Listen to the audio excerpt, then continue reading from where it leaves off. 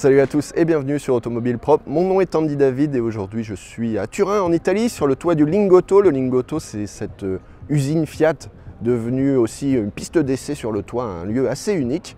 Et aujourd'hui, on va découvrir en avant-première peut-être la plus grande nouveauté de Fiat depuis très longtemps, le Fiat 600e.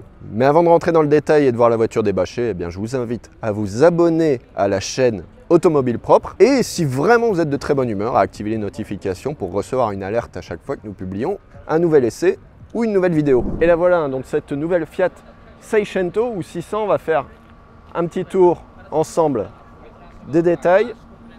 Alors on reconnaît tout de suite du premier coup d'œil l'identité visuelle de Fiat avec ces faux feux ronds qui désormais sont découpés avec l'optique qui est juste en bas et un rappel au-dessus, le petit pli de lèvres typique du design Fiat. D'ailleurs c'est marrant, je n'avais pas déjà vu ça quelque part, moi ça me dit quelque chose, une certaine voiture électrique américaine qui aurait peut-être qui serait inspirée de ce gimmick, je sais pas. Ici, ouverture de refroidissement, puis ce bouclier assez spécifique avec voilà, ces ouvertures. C'est assez étonnant.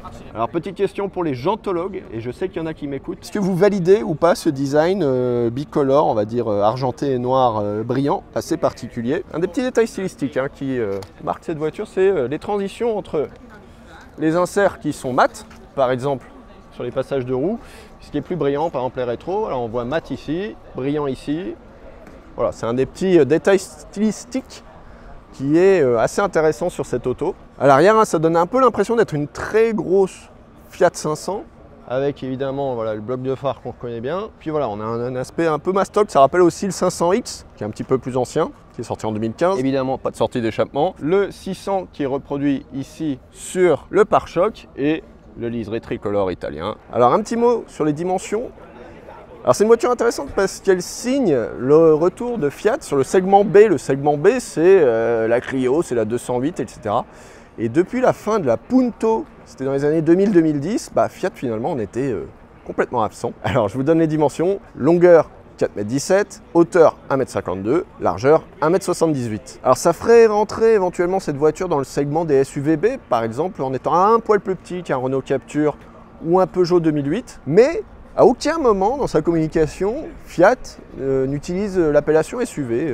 Voilà, on n'assume pas trop cette forme, sachant que ce véhicule, il est fait exactement sur la même plateforme, sur la même base que le récent Jeep Avenger électrique. Alors pendant que mes confrères italiens sont en train de travailler aussi sur cette 600, laissez-moi vous parler un tout petit peu de la fiche technique. Alors il y a un moteur synchrone à aimant permanent situé sur le train avant. Il fait 156 chevaux et produit 260 Nm de couple. C'est exactement le même moteur que sur la Jeep Avenger, qui est fabriqué sur les mêmes chaînes à Tychy en Pologne. Alors le caractère il va sans doute pas être spécialement sportif parce que le 0 à 100 il est en 9 secondes, ce qui était pas mal pour une bombinette des années 90, mais ce qui est aujourd'hui peut-être...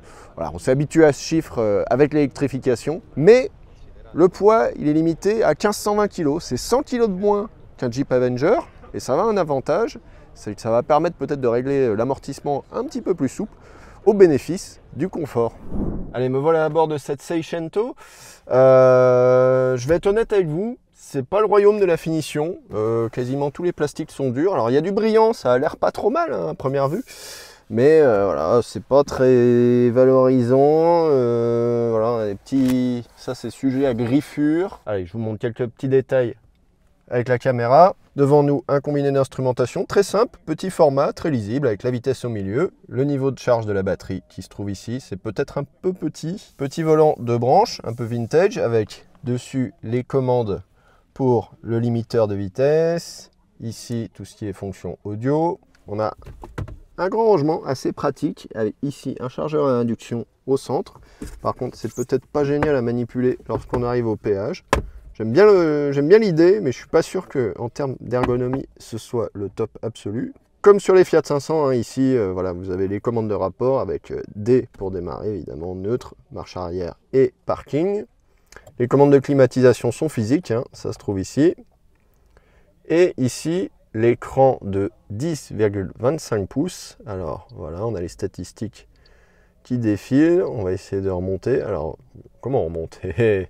C'est là qu'on voit, voilà, avec la petite maison en dessous, phone, voilà. Bon, ça a l'air assez rapide, mais pas très clair dans la prise en main. Je rajouterai que la visibilité, a priori, elle n'est pas géniale parce qu'on a quand même des montants assez imposants juste devant notre nez. Rétrovision classique, voyons ce que ça donne. On voit assez correctement derrière. Alors ici au centre, vous avez la sélection des modes de rapport et on voit par les finitions, hein, c'est quand même vraiment pas terrible parce qu'on voit que c'est même pas très bien ajusté.